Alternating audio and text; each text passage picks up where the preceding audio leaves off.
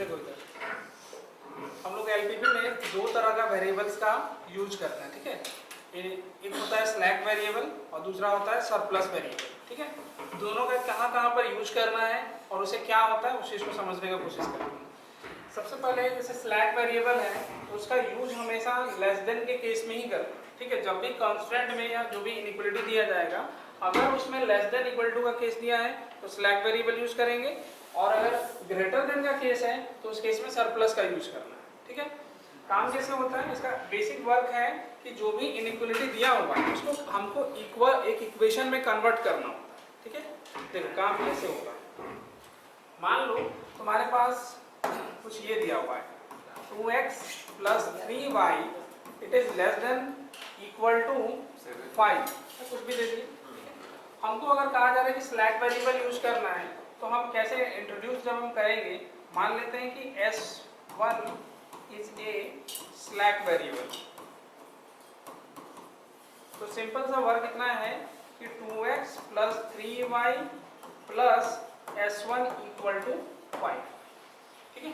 यहाँ पर less than का केस है तो कुछ ऐड करेंगे तभी तो ये 5 के इक्वल हो सकता है। वही कॉमन सेंस वही है कि इसमें कुछ ऐड करेंगे तब जाकर के इसमें 5 के इक्वल होगा। तो हम यहाँ पर सिर्फ इतना कर रहे हैं कि स्लैक वेरिएबल को ऐड कर दिए, ठीक है।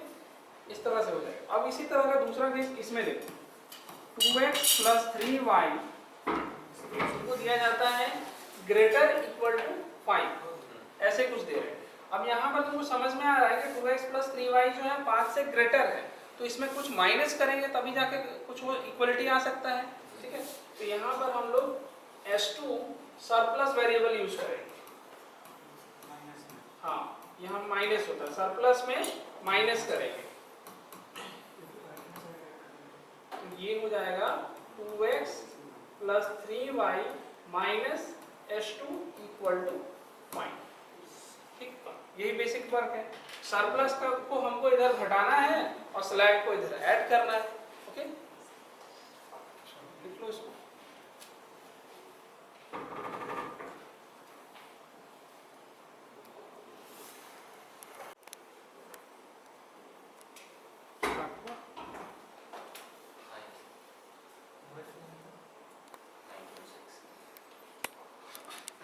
कहाँ स्टार्ट हुआ नहीं हो गया।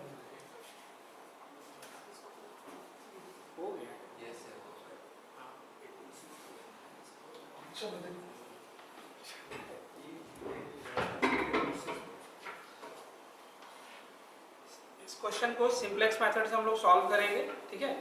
प्रोसेस हमारा बिल्कुल सिंपल सा है। स्लैक वेरिएबल पहले इंट्रोड्यूस करेंगे, पूरा सिस्टम बना लेते हैं, फिर टेबल तैयार करेंगे, ठीक है। तो पहले नंबर ये देख चेक करो कि जो हमारा क्वेश्चन दिया है उसमें कौन सी वाली इनइक्वालिटी यूज की हुई है। लेस देन है तो ऑब्वियस है कि स्लैक यूज करेंगे, ठीक है। तो सबसे पहले काम करना है कि let s1 and s2 are two slack variables. तो फिर क्या होगा, देखो साथ में s1 और s2 को बता दोगे कि ये ग्रेटर इक्वल टू 0 है एंड कॉस्ट जो है cost of s1 s2 is 0, ठीक है। देन मैक्स जेड जब हम लिख रहे हैं तो max Z is equal to आएगा 7x1 5x2 plus 0 into s1 plus 0 into s2, क्योंकि यही हमारा कॉस्ट, यहीं से कॉस्ट लिख रहे थे, ठीक है। फिर सब्जेक्ट टू यहाँ पर देखो पहले वाले केस में x1 प्लस 2x2, पहले वाले में s1 ऐड कर रहे हैं, ठीक है। तो 1 इंटू s1, यहाँ s2 यूज नहीं होगा। s2 जब यूज नहीं होगा तो सीधे सीधे यहाँ पर 0 इंटू s2 लिखा जा सकता है। दिस इज इक्वल टू 6 बन गया, ठीक है।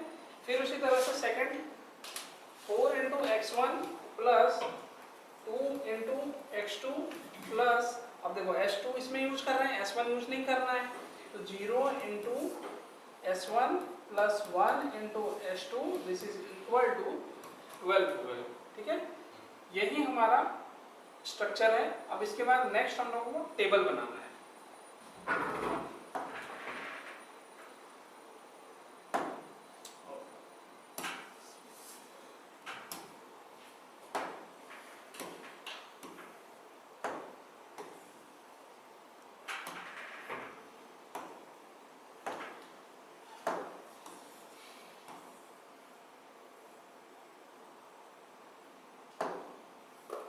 कर लेते हैं। देखो टेबल फिल करने का सिंपल तरीका था, पहला वाला कॉलम में बी, फिर यहाँ सी बी, फिर एक्स बी, अब उसके बाद x1, यहाँ x2, फिर नेक्स्ट हमारा स्लैक वेरिएबल यूज होगा s1 और s2, ठीक है। यहाँ s1 डाल दिए, फिर थोड़ा सा ऐड करना पड़ेगा,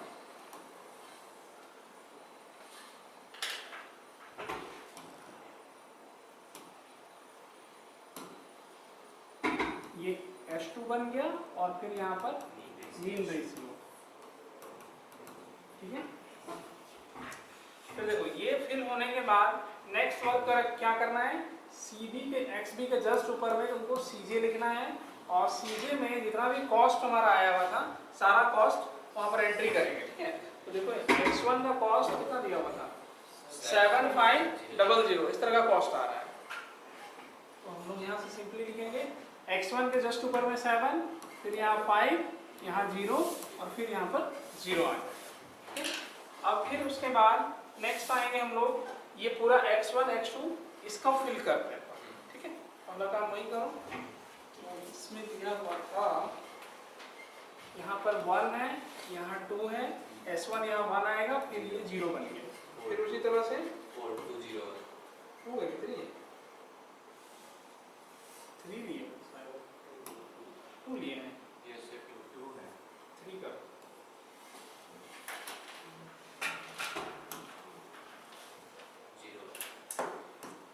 4 3 0 1, ओके। अब देखो यहाँ पर से स्पष्ट दिख रहा है कि s1 s2 जो है ये आइडेंटिटी मैट्रिक्स बना रहा है, तो बेसिक वेरिएबल में वही बनने वाला है, ठीक है। तो बेसिक वेरिएबल वाला कॉलम ये b रहता है, तो यहाँ पहले s1 डालोगे, यहाँ s2 आ जाएगा, फिर इसके ठीक सामने में इसका कॉस्ट 0 0 और xb में जो इक्वलिटी के इस साइड में जो 6 और 12 आया है उसको हम वहाँ पर फिल कर देते हैं, यहाँ 6 हो गया, यहाँ पर 12 हो गया, ठीक है। ये टोटल फिलिंग कंप्लीट है। अब नेक्स्ट वर्क हम लोगों को करना होगा, ZJ बनाएंगे, CJ निकालेंगे, ठीक है। तो देखो ZJ जो है वो हमारा क्या आएगा, CB इंटू XI, समीशन करना चाहिए ऐसे ही, summation CBI XI I run from 1 to 2, ठीक है। CBI कहने का मतलब हो रहा है CB1 0 है, CB2 0 है, नॉर्मल तरीके से समझो। अब देखो 0 इंटू 1 0 आएगा, प्लस 0 इंटू 4 0, जी पर एक स्टेप हम लिख दे रहे हैं, 0 into 1 plus 0 into 4 this is equal to 0, ऐसा सभी में करेंगे, ठीक है। फिर 0 इंटू 2 प्लस 0 इंटू 3 फिर से 0 आएगा, फिर उसी तरह से 0 इंटू दिस प्लस 0 इंटू 0, कुल मिला के 0 निकलेगा और ये वाला भी 0 आ जाएगा। फर्स्ट वाला जो टेबल रहता है इनिशियल टेबल हमारा, ये ZJ हमेशा 0 ही आएगा, ठीक है। नेक्स्ट इसके बाद हमको डेल्टा J बनाना है, तो डेल्टा J जो हम यूज करेंगे वो CJ माइनस ZJ,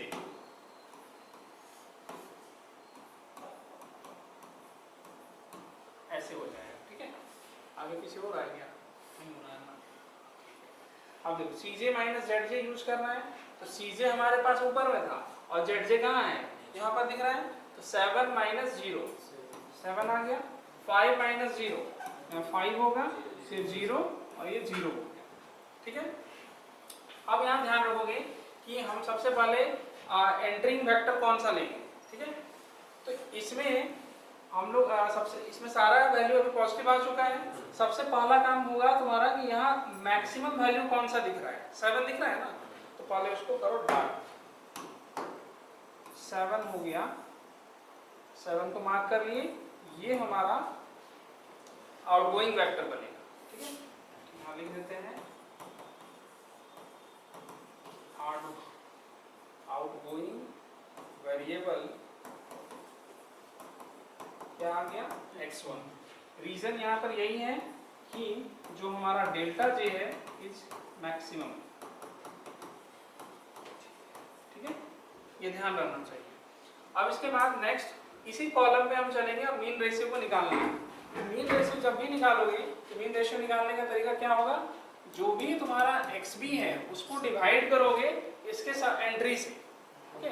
तो हम लोग को करना क्या होगा, 6 डिवाइडेड बाय 1 तो 6 आया, फिर उसी तरह से 12 डिवाइडेड बाय 4 तो कितना आ जाएगा 3। मीन रेशियो जब बोल रहे हैं तो मिनिमम क्या है यहाँ पर 3 मिनिमम है, तो एंट्री हमारा इधर से हो जाएगा। सॉरी इनकमिंग वेक्टर होना चाहिए था जी, इसको उल्टा लिखो, इनकमिंग वेक्टर। आउटगोइंग में देखो इधर से इनकमिंग लेंगे और आउटगोइंग बाहर से इधर से निकलेगा, ठीक है। तो ये वाला सेकंड लाइन और ये वाला लाइन दोनों इंटरसेक्ट कहाँ पे करेगा, 4 पे करेगा। 4 को करो क्लोज और फिर यहाँ से नेक्स्ट टेबल अब हम लोग का शुरू होगा। तो यहाँ लिख दोगे आउटगोइंग वेरिएबल जो है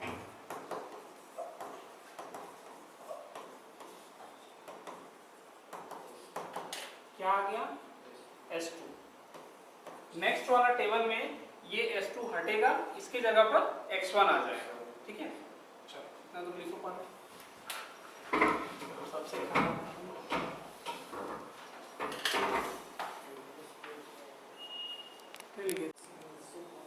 चलो देखो यहाँ से हमारा इनकमिंग वेक्टर कौन सा X1 हो गया था, ठीक है, और आउटगोइंग में हमारा S2 था, ठीक है।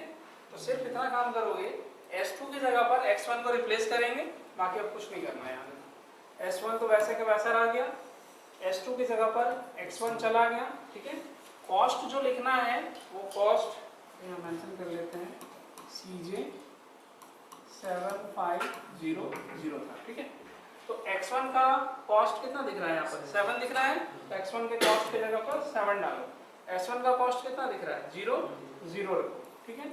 अब सारा वर्क अब होने वाला है। यहाँ देखो ये जो 4 बचा हुआ था हमारा, इस 4 को किसी भी तरह से 1 बनाना है, तो क्या कर सकते हैं, इस पूरे वाले रो को 4 से डिवाइड कर देते हैं, ठीक है। तो देखिए 4 से जैसे ही डिवाइड करोगे 12 को डिवाइड करेंगे 3 आ जाएगा, 4 बाय 4 1 निकलेगा, 3 बाय 4 बना और फिर उधर से 0 आ जाएगा, फिर यहाँ 1 बाय 4 हो गया, ठीक है। अब नेक्स्ट वर्क क्या करना है, जैसे ही इस जगह पे 1 आ गया, ठीक है, X1 वाला कॉलम में ध्यान रखना कि यहाँ पर 1 होना ही चाहिए, जिसको हम मार्क करेंगे ये इसको 1 बना रहे हैं तो यहाँ 1 बना और इसके ठीक ऊपर में यहाँ 0 आना चाहिए था, ठीक है। तो देखो कैसे रफली कैसे करेंगे, फर्स्ट वाला में दिया हुआ था 6 1 2 1 0, ठीक है। सेकंड वाला में क्या दिया हुआ था, सेकंड वाला में यहाँ से ध्यान रखना XB वाले से चूज करो, ठीक है। हम जो भी ले रहे हैं हम XB से वर्क कराएंगे, CB में कोई छेड़छाड़ नहीं करना है, CB ओरिजिनल जो उसमें दिया हुआ है वही एंट्री रखना है, सिर्फ XB वाले से एंट्री चेंज होगा। तो XB वाले में हमारा एंट्री यहाँ से 6 से स्टार्ट हुआ था, 6 1 2 1 0 हो गया। अब इधर क्या दिख रहा है 3 1 3 बाय 4 0 1 बाय 4 है, तो हम अगर डायरेक्टली माइनस कर दें, कुछ नहीं करना, डायरेक्टली माइनस कर दें ऑटोमेटिकली यहाँ पर 0 बनेगा, ठीक है। तो उसी चीज को यहाँ लिखो 3 1 3 बाय 4 0 1 बाय 4, सीधे माइनस करो 6 3, यहाँ से 3 निकलेगा, यहाँ 0 आ जाएगा, इसको माइनस करो 5 by 4, हाँ 5 बाय 4 बन गया, तो यहाँ 1 हो गया और माइनस 1 बाय 4 बन गया। ये जो एंट्री हम लोग का आया है इसको वहाँ फिल कर देंगे। तो यहाँ से देखो यहाँ 3 निकला, यहाँ 0 आ गया, फिर यहाँ 5 बाय 4 बन गया, फिर 1 और माइनस 1 बाय 4, ठीक है। एंट्री करते समय हमेशा ध्यान रखना कि हमारा बेसिक वेरिएबल वाला सेक्शन में क्या आ रहा है, S1 और X1 दिखा था, तो S1 वाला कॉलम में देखो 1 0 दिख रहा है, S1 यहाँ 1 होना ही चाहिए, ठीक है। फिर उसी तरह से X1 यहाँ 1 होना ही चाहिए था, और ठीक ऊपर में 0, ठीक ऊपर में यहाँ नीचे में 0, तो बन गया पूरा बेसिक मैट्रिक्स, ठीक है। तो ये चीज़ पकड़ने का तरीका है, मेरा कैलकुलेशन अगर गलत जा रहा है तो ये दोनों एंट्री जरूर गड़बड़ाएगा, हमें जो x1 1 बनेगा और s1 1 रहे, जो भी बेसिक वेरिएबल है उसके कॉरेस्पॉन्डिंग वाला एंड पोजीशन पे 1 आना ही है, और उसके ठीक नीचे 0 या ठीक ऊपर में 0। ठीक है, ये हो गया यहाँ तक काम करना। अब फिर वही बेसिक प्रोसेस zj निकालने वाला, तो zj हम लोग फाइंड करते हैं cb इंटू दिस, तो cb s1 तो सब जगह 0 है, तो 0 इंटू 0 प्लस 7 इंटू 1, यहाँ से 7 निकलेगा, फिर 0 इंटू 5/4 तो 0 हुआ, प्लस 7 इंटू 3/4 कितना निकला 21/4, और फिर यहाँ से दोनों 0 हो गया और इधर वाला में 7/4 बना। ठीक है, अब नेक्स्ट में डेल्टा जे बनाओगे, cj माइनस zj घटाना है, कहाँ आगे बढ़िया। ठीक है, ठीक, चलो एडजस्ट करो। इससे ऊपर नहीं, हाँ, उधर वाला टेबल उसका आप जरूरत भी नहीं है, काम करते हैं मेन टेबल इसी में है। देखो cj माइनस zj करेंगे तो 7 माइनस 7 0 आ गया, 5 माइनस 21/4 घटाओ -1/4 आ गया, -1/4 आ गया। ठीक है, फिर उसी तरह से 0 माइनस 0 तो 0 निकला, और 0 माइनस -7/4 आ गया। सारा इंटर नेगेटिव हो गया है, की बात नहीं। देखो तो कैलकुलेशन कहीं गड़बड़ नहीं ना हुआ है।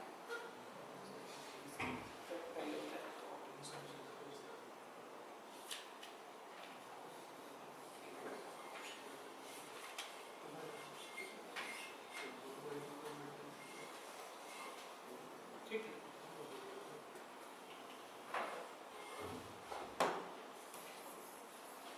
सर ये जो आप बताया उसको रॉक में करना होगा। हाँ इसको रॉक में करोगे, ये काम जो है ना, ये कैलकुलेशन रॉक में करोगे साइड में। सर वो टेबल पर डायरेक्ट नहीं टेबल पर डायरेक्ट, हाँ टेबल इसके जस्ट नीचे में ड्रॉ करोगे ना, यहाँ जगह नहीं है। कुछ लिखना होगा, कुछ लिखना होगा। नहीं कुछ लिखने का जरूरत नहीं है, तुम सिलसिलेवार एक टेबल तैयार करोगे ना, बस लाइन खींच देना, माने ये दो टेबल के बीच में एक लाइन का गैप, ऑटोमेटिक स्पष्ट हो जाएगा। ऊपर में लिख देना फर्स्ट टेबल, सेकंड टेबल, और अगर तीसरा जाता है तो थर्ड टेबल, है ना। अब यहाँ से देखो, जैसे ही हमारा डेल्टा जे लेस देन 0 आ गया, यहाँ पर देखो सारा डेल्टा जे को ही तुमको ध्यान में रखना है। अगर सारे डेल्टा जे तुम्हारे लेस देन इक्वल टू 0 आ गए, मतलब तुम ऑप्टिमल सिचुएशन तक पहुंच चुके हो, मतलब हमारा जो सॉल्यूशन है हमको मिलने वाला है, मिल चुका है। ठीक है, तो ये कंडीशन ही है। जब भी cj यहाँ पर लिख लेना, when cj minus zj is less than equal to 0, then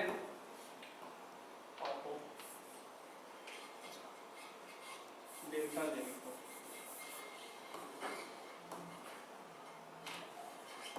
when delta j equal to cj minus zj is less than equal to 0, then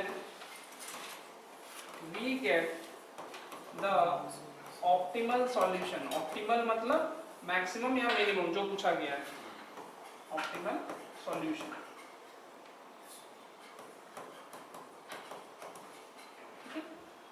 optimal अगर मिलेगा तो फिर यहाँ से तुमको बताना पड़ेगा कि x1 और x2 का वैल्यू क्या क्या आया।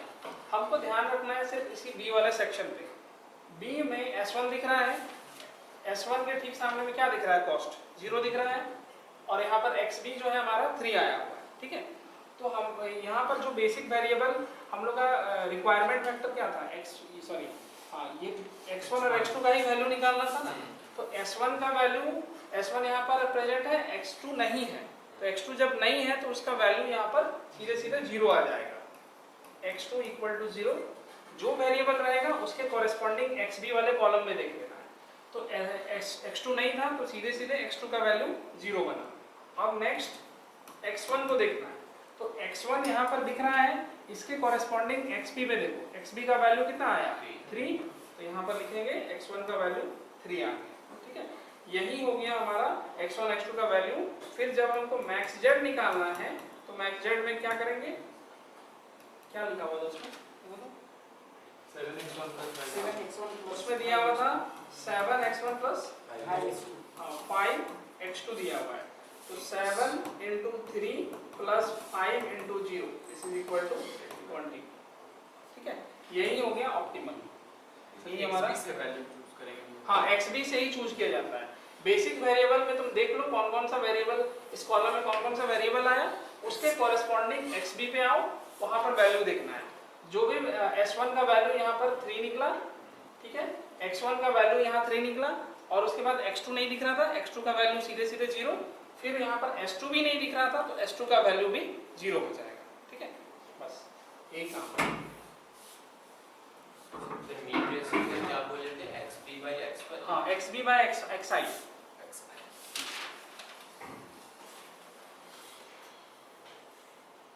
अगर मान लो यहाँ कोई पॉजिटिव होता ना तो फिर से एक टेबल बनता। सर इसमें अभी सारा पॉजिटिव आता तो हाँ, सारा पॉजिटिव आता तो फिर भाई एक कोई मैक्सिमम को देखते। मान लो कि 1/4 और 7/4 दोनों पॉजिटिव हुआ, तो 7/4 ऑब्वियस है बड़ा होने वाला है, वही बड़ा होगा। तो अगर ये बड़ा होगा तो फिर ये हो गया मेरा इनकमिंग, फिर वहां से हमको मीन रेशियो चेक करके निकालना पड़ता आउटगोइंग। ठीक है, फिर से एक टेबल नया रिपीट करता। तो यहाँ अच्छा होगा कि 2 ही बार में काम खत्म हो गया।